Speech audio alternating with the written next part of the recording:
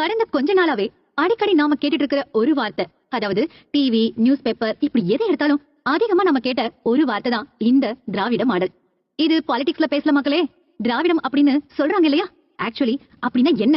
இந்த கேள்வி பல பேருக்கு இருக்கும்.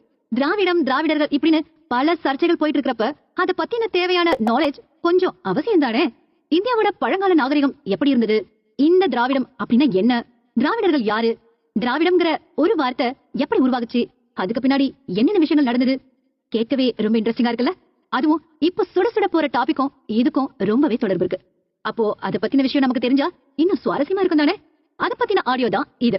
திராவிட இந்தியா வரலாற கொஞ்சம் புரட்டி பார்த்தா திராவிட காலம் மக்களோட பொற்காலம், அதாவது கோல்டன் பீரியடா இருந்ததுன்னு சொல்றாங்க. கிட்டத்தட்ட 6000 வருஷம் பழமையானது இந்த திராவிடம். ஒட்டுமொத்த இந்திய மக்களோட நாகரிகம் அப்படிங்கறதே இந்த திராவிட மக்களோட நாகரிகம் தான் சொல்றாங்க. அப்போ ஆரம்பத்துல இருந்து இப்ப வரைக்கும்